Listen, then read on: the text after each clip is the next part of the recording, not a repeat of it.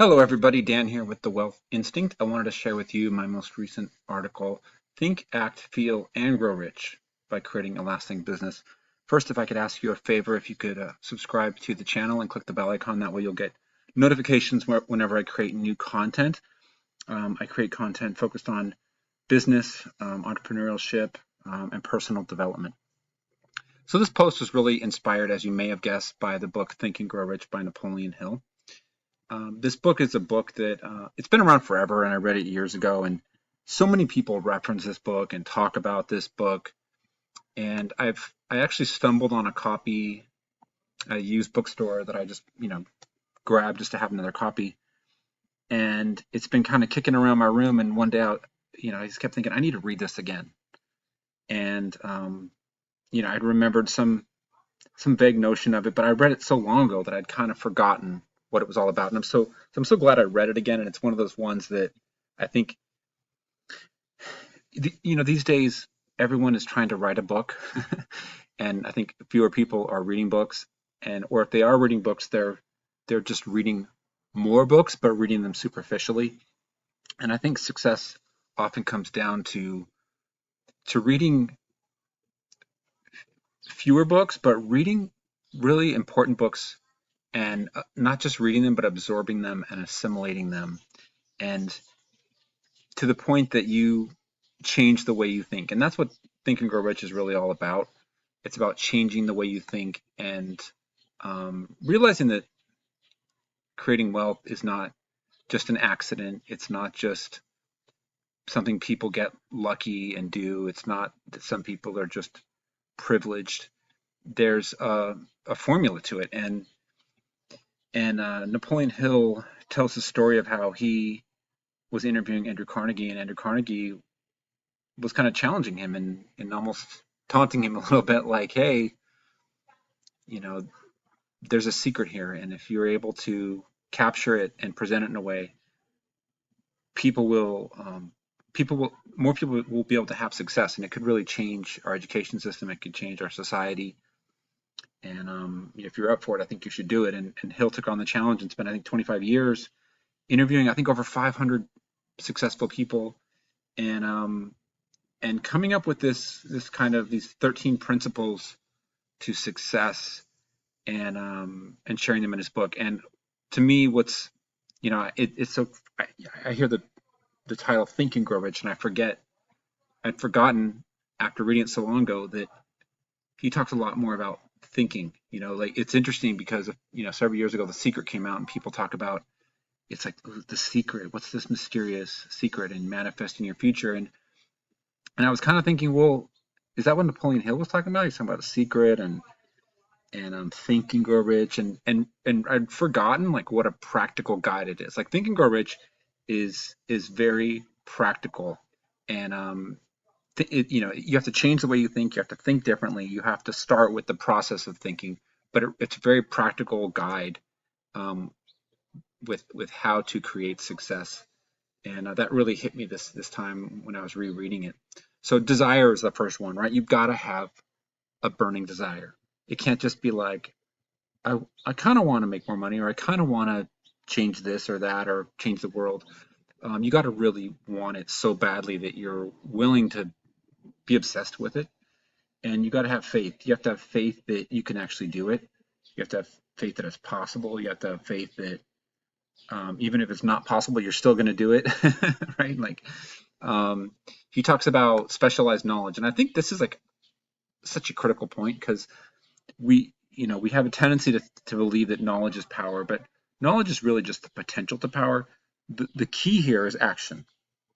The key in all of this is action. But without thinking, without having the desire, without having the faith, without having the knowledge, you're not going to take the action, right? Or know what action to take. So it's specialized knowledge. You need to focus on taking action. When you get stuck, you find the knowledge you need to take the next action, and you move forward. I think people have a tendency to try to learn everything. It's like, oh, I want to start a business. Let me go get an MBA. Let me read every book there is.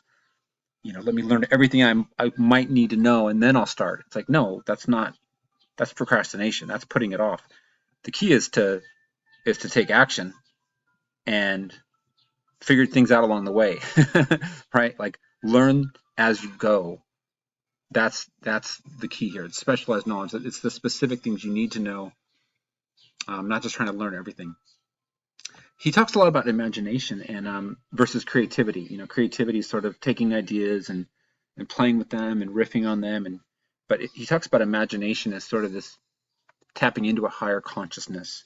And he kind of the way he describes it to me is a little bit like meditation, where you kind of close your eyes and open your mind up and try to get oh, turn your own brain off in a way and tap into something bigger than you.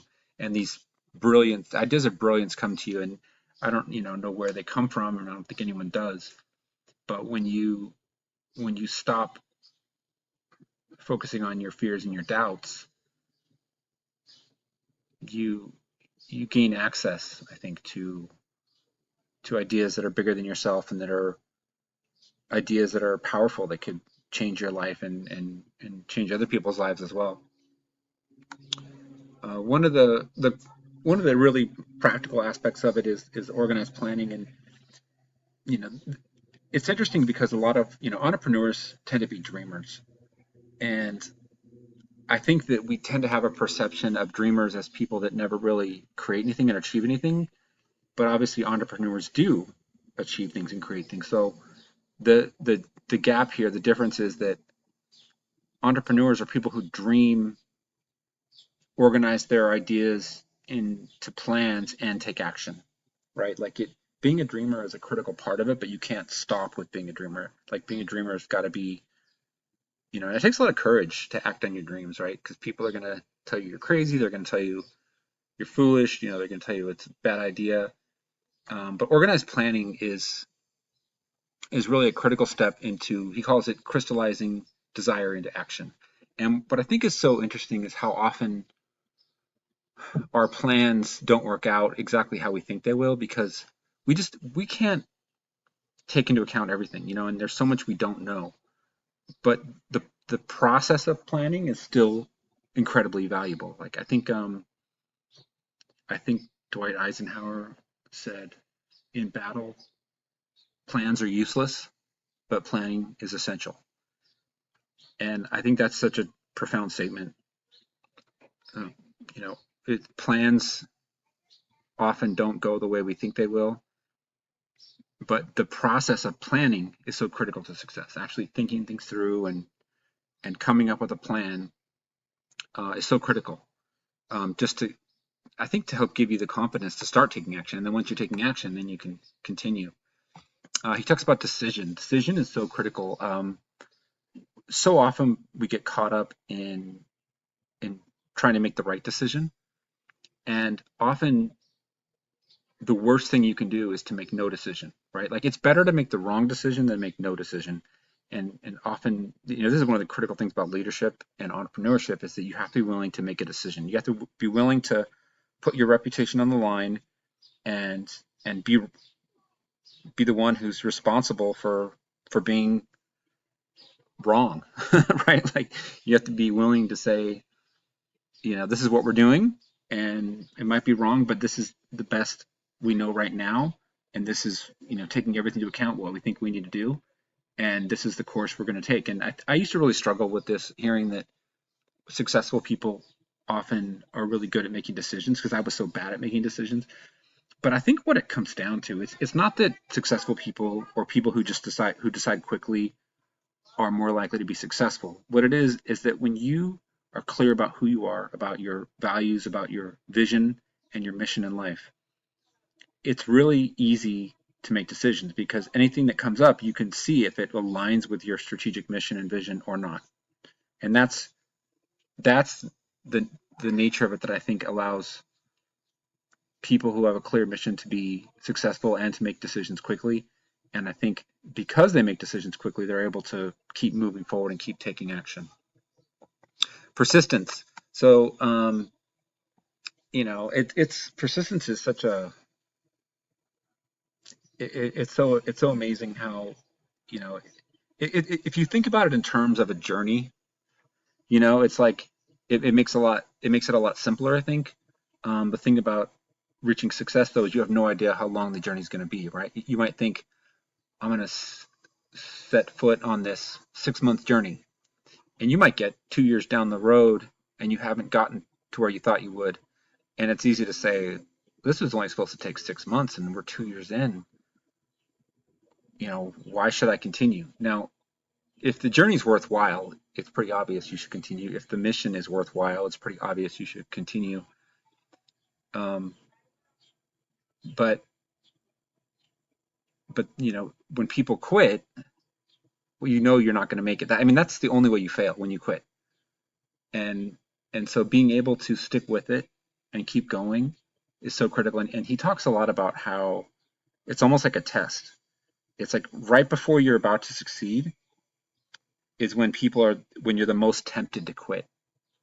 It's almost like success is taunting you, like, how badly do you want it? Do you want it badly enough to keep going just a little bit more, a little bit more, a little bit more? And I think often things, my dad used to always say, things take twice as long as you think. And that's pretty, it's often true. You think, oh, this will take me 2 months to do this, and it might take you more than that, like more than double that. But being able to stick with it and keep going. And I think that's kind of the critical thing too, is you don't want to just pursue something that you'd be willing to give up on so easily. Like if it's really, like I said, if it's worth pursuing, if the journey is worthwhile, then why would you quit? And that's kind of what it takes.